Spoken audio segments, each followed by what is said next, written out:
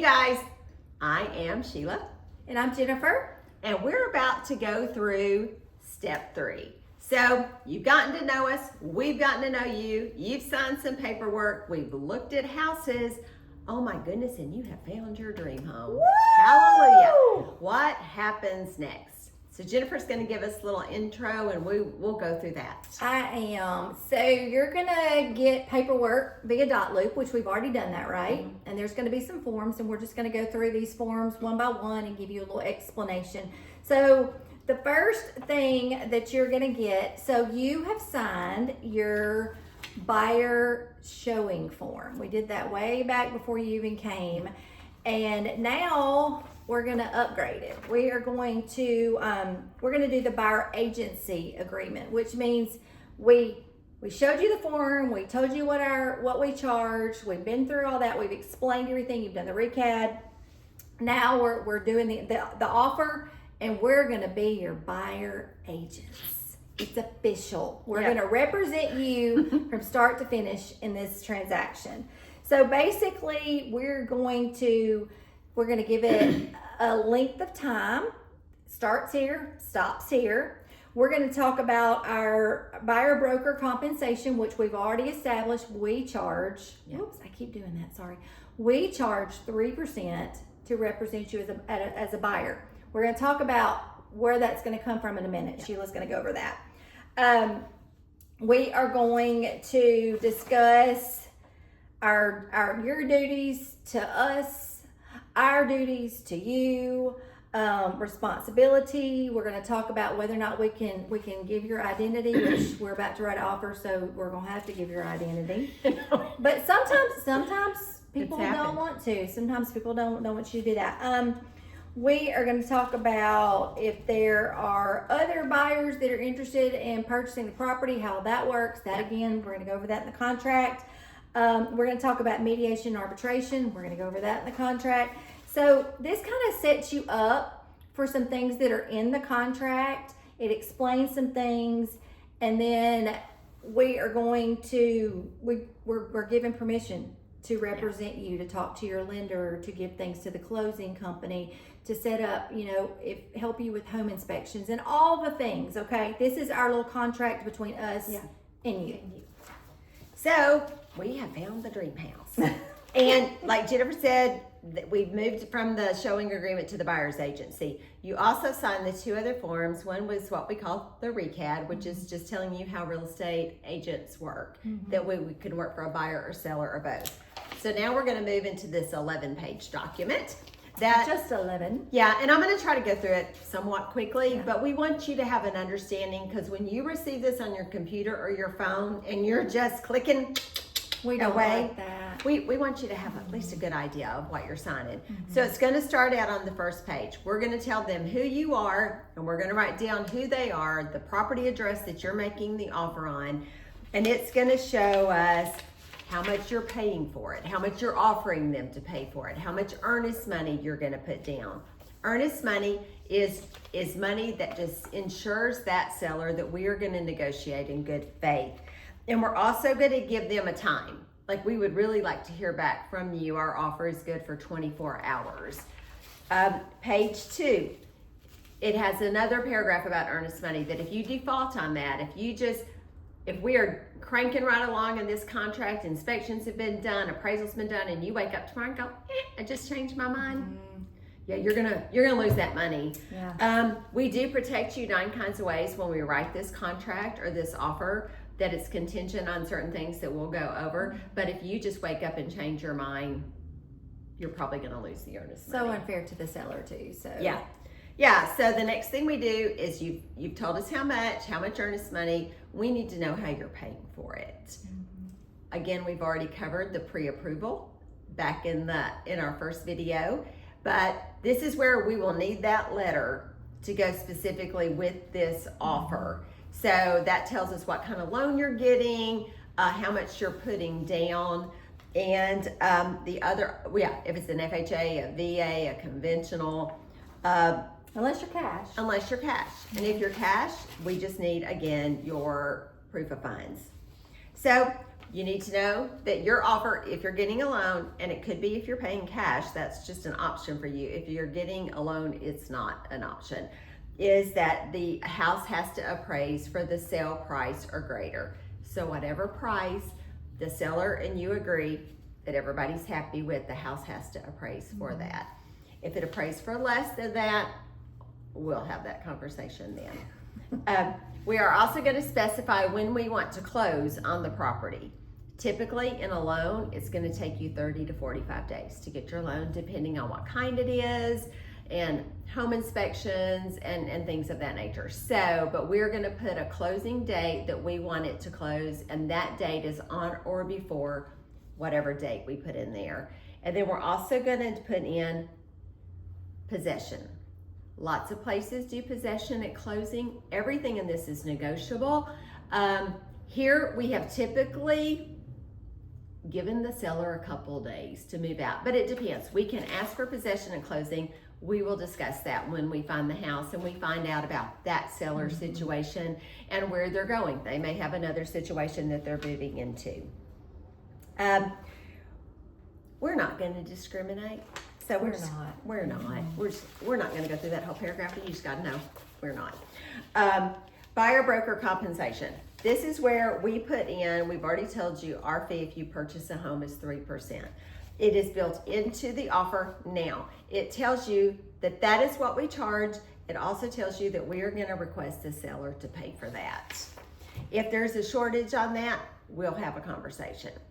If we are needing the seller to pay any closing costs, this is where we would add that into it. This is very, very dependent on the property.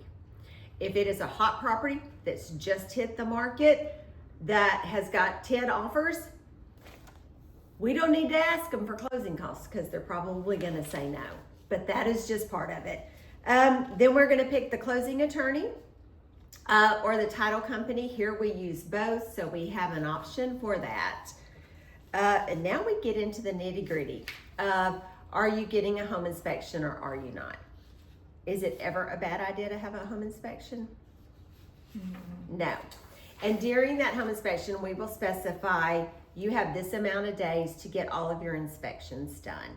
So we will give you some names that we have used. If you don't already have somebody, they will come in and look at everything from the tip of the roof to the bottom of the foundation.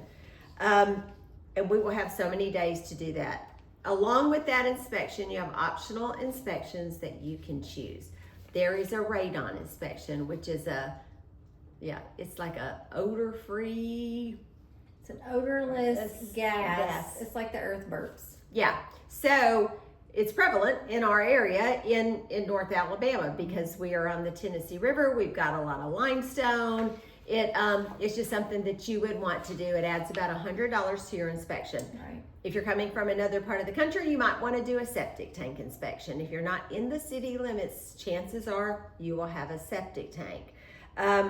We're really used to them. Mm-hmm. I have one. Yeah, but a lot of people aren't. So we understand that, and we will talk through that when the time comes. Another thing you'll do is we will have a wood infestation report. That is another step of the process between accepting the offer and the closing table. Mm-hmm. So somebody will come in and they will look for powder post beetles, wood decaying fungus, subterranean termites, couple other wood decaying, wood destroying organisms that we will find out if there's any of that there.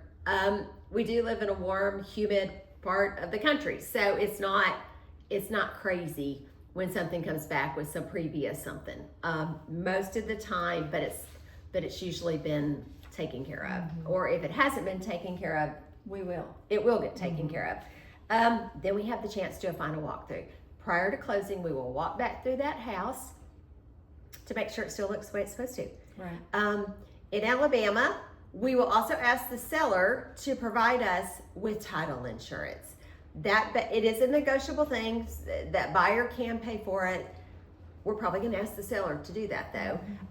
That just ensures that you are getting clear title to the property. There's no liens, encumbrances, nobody out there saying, hey, that is mine, that you get clear ownership.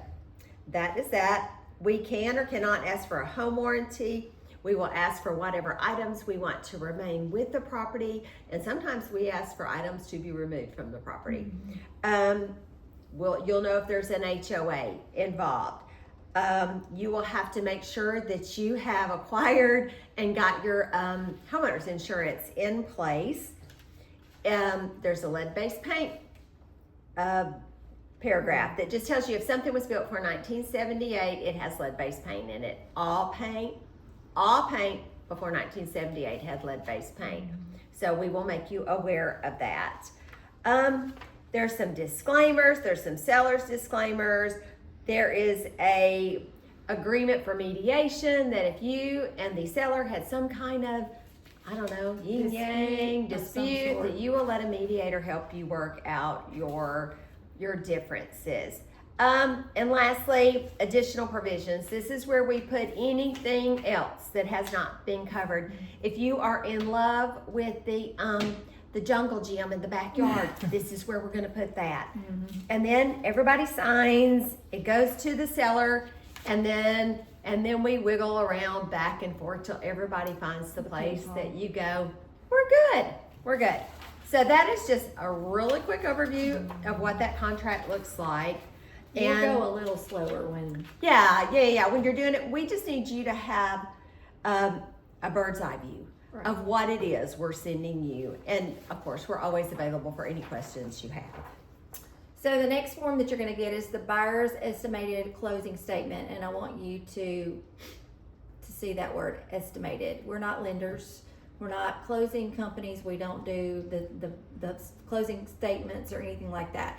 So this is just basically to let you know that it costs money to get a loan or costs money to close a house. If you're cash, you still have cost. And we're just going to go through. There's several different categories. We're going to put what we think those amounts are or what they generally are and come up with a total. And that's just going to give you an idea. Yeah. Again, all loans are different. This is not necessarily the end all be all, so we don't want you to take it as that. We just want you to know that there are costs. If you're getting a loan, ask your lender because they're going to have the exact cost. And you're just going to sign that you have, that you've seen that there is an amount there and sort of kind of have an estimation of what it'll be. Yeah, for sure. And then lastly is the buyer's acknowledgement statement. So this is the form that just advises you. We can't really help you with this. This is something you probably do need to read through. Alabama is a buyer beware state. Pretty sure we're the only one left in the country, which just means the buyer has to do all their due diligence. And this is just telling you that, especially if you're making an offer on a hot property, they're probably going to get multiple offers. You should have a home inspection. Things should be a normal operating condition. A seller is not obligated to make something new or to make something better. They're required to really give it to you as they're presenting it for sale. Let's see. Time is of the essence. Like if you decide to buy a house and you're getting a loan, your lender's going to need all your information. Well, that is on you. You've got to get them the stuff in order to be able to buy the house. And we've set the parameters and the time frame that you've agreed to in the contract. So that's just what you got to do. Property inspection deadlines. We talked about home inspectors and the places we close. We can give you a list of those we like, but inevitably, it's your choice. We will do the final walkthrough. There is things to be aware of like wire fraud, home warranties. If you want to know where your corners are exactly on your property and the seller doesn't have a survey, well, then you need to have one. Right. So these are just the things that let you know all of the ins and outs of buying a house. Some of them apply and some of them won't. But it's probably a form that it's going to be worth your 5-minute read to understand what these terms are. And it's very easy to read. Yeah. It's not like the contract where it's legal. Yeah. It's just very easy reading. It is. And it's very informative. Right. So that wraps up the paperwork for making the offer. The only other form that you could have to do is called the limited consensual dual agency. And that would only be if if we have both sides, if you're dealing with an agent that has it listed and you're going to use them as the buyer and you have a buyer's agency with them as well, then it's going to be a limited consensual dual agency, a dual agent. So that one doesn't always come into play. So we're not going to go over that one. We will if that happens and we need to go over it with you, we will. But other than that, I mean, it's pretty cut and dry. Yeah, lead-based paint. If it was built for 78, you're going to get that form. So there's a little variation in the ones that you'll get. The ones we have gone over today, you're going to get every time. They're the standard Yeah, forms. yeah, they're coming. They're coming to you. So anyway, we've wrapped up step 3. Woo! Yeah. So It's exciting. let's buy a house, y'all. Let's buy a house. Yeah. Let's go. All right. Bye.